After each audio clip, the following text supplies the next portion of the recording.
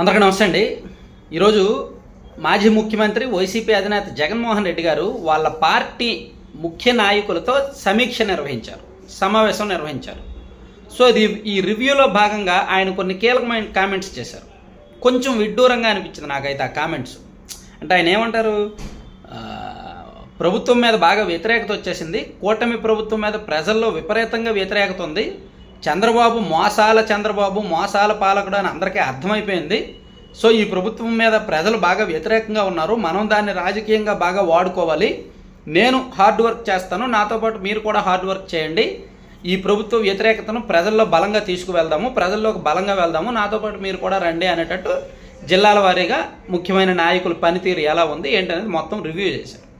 So ఇక్కడ ఆయన comments అన్నీ చూస్తే నాకెందుకో ఒకటి మనం స్పష్టంగా అర్థం చేసుకోవాల్సింది, వ్యతిరేకతను 4 నెలల్లోనే తేల్చలేరు.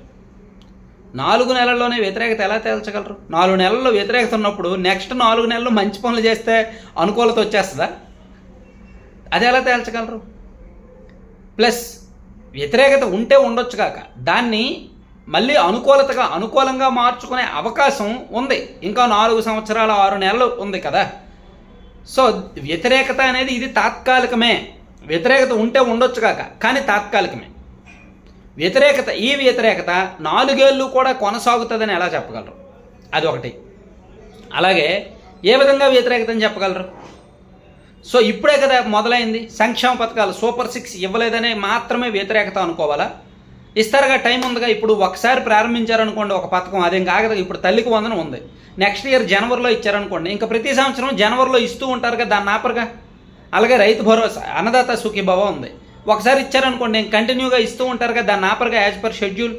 అలాగే ఫీజు రియంబర్స్మెంట్, ఏ సంక్షేమ పథకం అయినా సరే ఒకసారి ప్రారంభించే వరకే, వన్స్ ప్రారంభించిన తర్వాత దాన్ని ఆపరు, యాజ్ పర్ షెడ్యూల్ ఇచ్చేస్తూ ఉంటారు. కాబట్టి సూపర్ 6లో అమలు చేయలేదు కాబట్టి వ్యతిరేకత వచ్చేసింది అనుకోవడం అజ్ఞానం, అవివేకం. అందులోకి ఇంకో కీలకమైన అంశం చెప్పుకోవాలి. చంద్రబాబు నాయుడు గారు కావాలి, పవన్ కళ్యాణ్ గారు కావాలి, వాళ్ళే ముఖ్యమంత్రులుగా ఉండాలి అని జనం ఓటేలా. జగన్మోహన్ రెడ్డి గారు వద్దు, ఆయన పరిపాలన బాగులేదు అని జనం ఎక్కువగా ఓట్లు వేశారు. ఎందుకంటే గత ఎన్నికలకు భిన్నంగా ఆంధ్రప్రదేశ్ రాష్ట్రంలో ఈ ఎన్నికలు జరిగాయి. అర్ధరాత్రి 1 గంట వరకు 2 వరకు పోలింగ్ స్టేషన్లో లైన్లో నిల్చొని ఓట్లు వేశారు. కాబట్టి అంత ధాటిగా జనం ఓట్లు వేశారు అంటే అది అప్పటి ప్రభుత్వం మీద వ్యతిరేకత అనేది మనకు ఫలితాలు వచ్చిన తర్వాత స్పష్టంగా అర్థమైంది. సో జగన్మోహన్ ఇప్పుడు ఈ ప్రభుత్వం మీద ఈ 4 నెలల వ్యతిరేకతతో పోలిస్తే గత 5 ఏళ్ల జగన్మోహన్ రెడ్డి గారి మీద ఉన్న వ్యతిరేకత అనేక రెట్లు ఎక్కువ. కాబట్టి వాళ్ళ మీద ఉన్న వ్యతిరేకత కంటే వీళ్ళు ఎక్కువ వ్యతిరేకత తెచ్చుకుంటే అప్పుడు మేబీ వచ్చే ఎన్నికల్లో వైసీపీకి లబ్ధి జరగవచ్చేమో. వాళ్ళ మీద అంటే గత 5 ఏళ్లలో ఉన్న వ్యతిరేకత కంటే వీళ్ళ మీద అంతకన్నా ఎక్కువ వ్యతిరేకత వస్తే, కానీ ఎక్కడ ఛాన్స్ ఉంది? అది ఆ ఛాన్స్ లేదు కదా. ఏమో ఏదైనా సరే టైం పడుతుంది. నేనేం చెప్తున్నానంటే ఒక ప్రభుత్వ పరిపాలనను నిర్దేశించడానికి, మార్పులు వేయడానికి, లేదా వాళ్ళు మంచా చెడా చెప్పడానికి, ఓవరాల్గా ప్రభుత్వ పరిపాలన ప్రజల్లో వ్యతిరేకతను చెప్పడానికి 6 నుంచి 8 నెలల సమయం తీసుకోవాలి. ప్రభుత్వం వాళ్ళు ఇచ్చే హామీలు అమలు చేయడానికి కూడా అంతే టైం పడుతుంది. అయితే ఇందులో బేసిక్ పాయింట్ ఏంటంటే, ఎంతైనా జగన్మోహన్ రెడ్డి గారు అంటే విపక్ష పార్టీ కాబట్టి వాళ్ళ రాజకీయ విధానాలు అలాగే ఉంటాయి కాబట్టి ఆయన అలాగే మాట్లాడాలి.